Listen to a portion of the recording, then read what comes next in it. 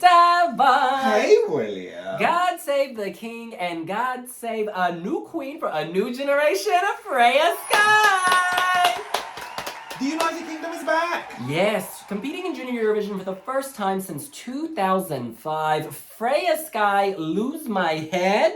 She has got the internet talking with this song, this music video. She is in a throne because she's the queen of the diva dumb. Yes, queen. In any case, we obviously have both watched this. So it's kind of... Actually, I haven't. I saw her perform on Children in Need. Ah, okay. So I haven't actually seen the official video because we were told not to, right? Well, in any case, I have Thank you. watched the music video because I couldn't resist. But so this is a second viewing for me. Shall we talk about it? Let's do this.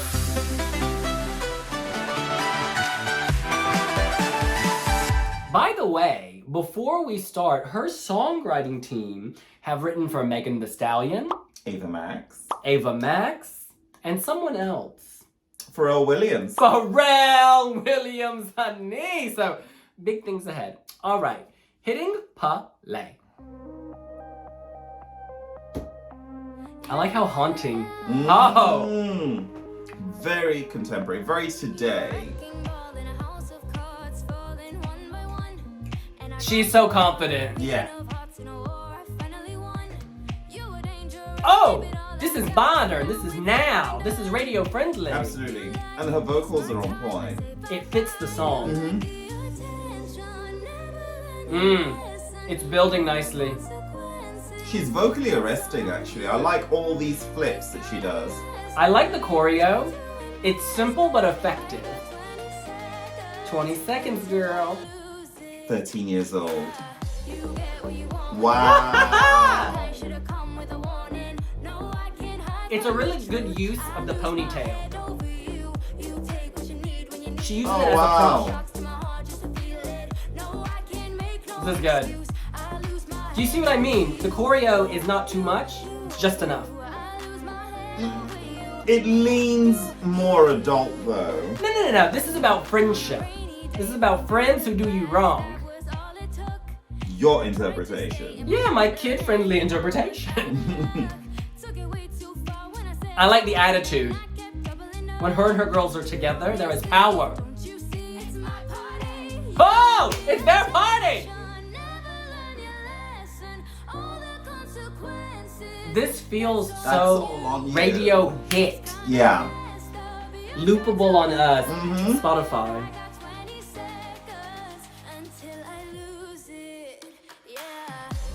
Oh yeah. This is good. It's got immediacy, hasn't it? Yeah, there's a progressive beat here. You want to see what happens next. Because you can feel like it's going somewhere. It's affirmative with direction.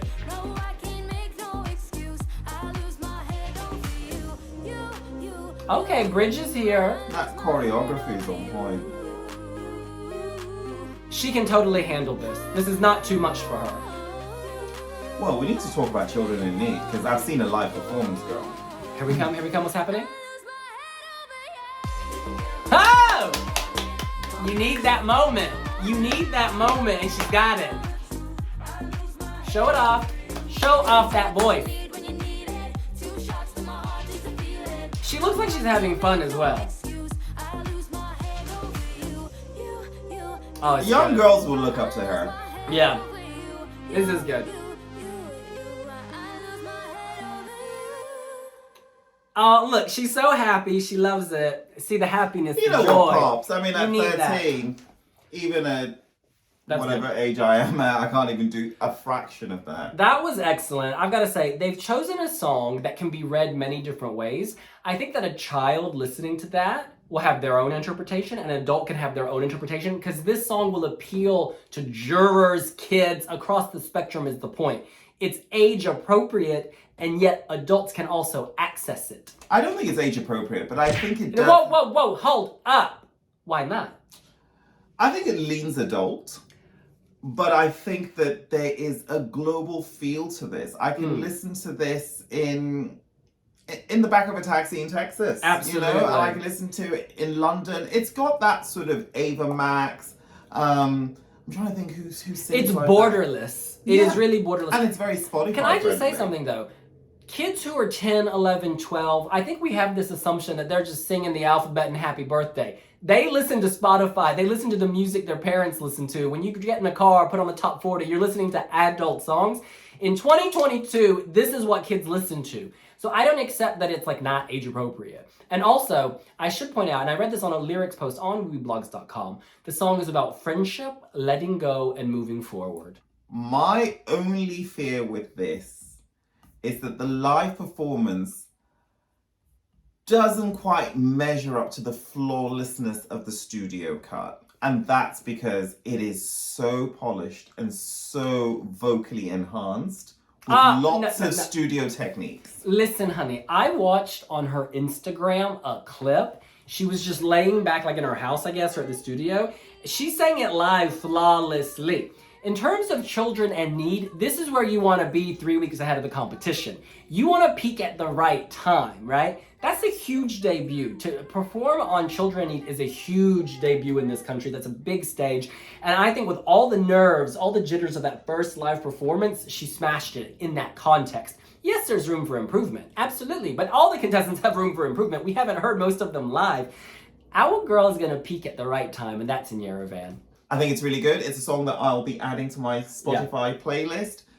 And you know how you have, new divas for a new generation, how Mariah Carey is now moved on to Ariana Grande. And I feel like Freya Skye, with the right management, could really be that next girl. Yeah, I think that the result of Junior Eurovision doesn't actually matter at all. But I think the results will be good. The result will be good. But she doesn't need it, because the fact is she's now arrived. People will meet her, they will greet her, they will want to be her, they will want to listen to her, download her music.